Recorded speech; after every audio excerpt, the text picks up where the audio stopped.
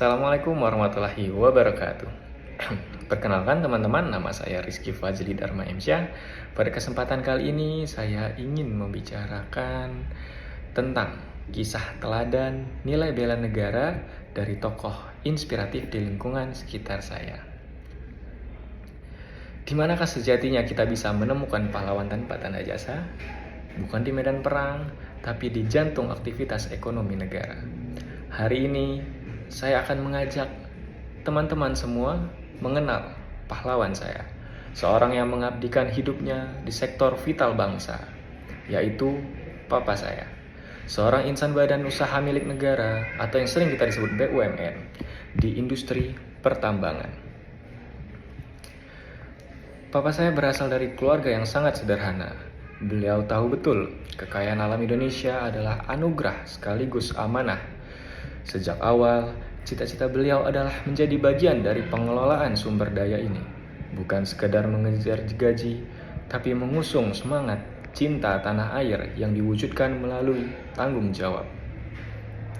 Masuk ke BUMN, perusahaan tambang milik negara, bagi beliau adalah cara konkret untuk memastikan bumi, air, dan kekayaan alam yang terkandung di dalamnya dikuasai oleh negara dan digunakan sebesar-besarnya kemakmuran rakyat. Perjalanan Papa sungguh luar biasa. Dimulai dari jabatan yang paling bawah. Ia tidak punya privilege. Yang ia miliki hanyalah tekad dan kerelaan berkorban yang sangat tinggi. Seringkali harus bekerja jauh dari keluarga, di lokasi terpencil, dan berhadapan dengan resiko kerja yang tinggi.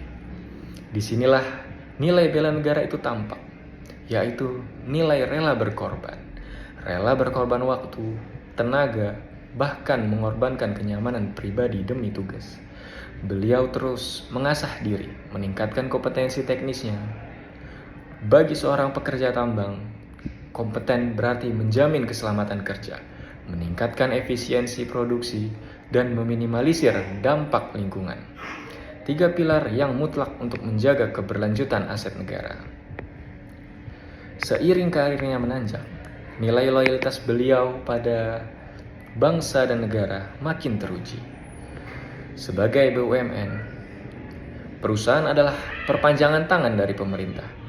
Loyalitas beliau tidak hanya kepada atasan, tapi kepada tujuan negara. Beliau memegang teguh nilai amanah. Kekayaan yang dikelola adalah aset triliunan milik rakyat.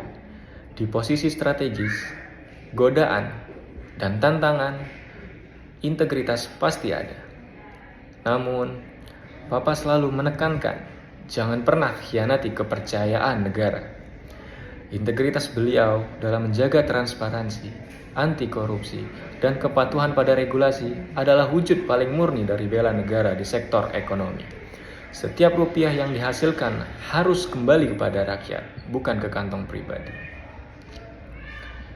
Mencapai posisi strategis tidak membuat Papa lupa dari mana beliau berasal. Dalam memimpin, beliau menerapkan nilai harmonis dan kolaboratif.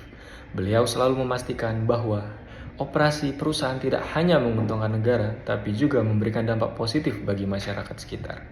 Ini adalah perwujudan kesadaran berbangsa dan bernegara yang menjunjung tinggi keadilan sosial. Beliau percaya BUMN bukan menara gading. Keterlibatan dalam pembangunan infrastruktur lokal, program pendidikan, dan pemberdayaan UMKM adalah bagian dari tanggung jawab bela negara dalam membangun ketahanan sosial dan ekonomi nasional dari lingkup kecil. Bagi saya, Papa adalah bukti bahwa kita tidak perlu menjadi tentara untuk membela negara Indonesia. Kita bisa menjadi pahlawan di desk kita, di meja kita, di ruangan kita, di mesin pengeboran, atau di ruang rapat. Selama kita bekerja dengan hati yang tulus dan semangat pengabdian. Dari kisah Papa, saya belajar bahwa setiap tetes keringat yang jatuh di lingkungan kerja adalah kontribusi nyata bagi kedaulatan ekonomi. Dan setiap keputusan yang berintegritas adalah upaya menjaga martabat bangsa. Mari kita jadikan kisah ayah saya dan jutaan insan BUMN lainnya sebagai inspirasi. Apapun profesi kita, mari kita selalu bekerja keras, jujur, dan berintegritas. Karena Di sana, di tempat kita berkarya, kita sedang melakukan bela negara yang sesungguhnya. Dan jadilah pahlawan di bidangmu. Bangga berbangsa dan bernegara Indonesia. Sekian, semoga apa yang menjadi tokoh inspirasi bagi saya dapat juga menjadi tokoh inspirasi bagi teman-teman semua. Saya akhiri, wabillahi taufiq wal hidayah. Assalamualaikum warahmatullahi wabarakatuh.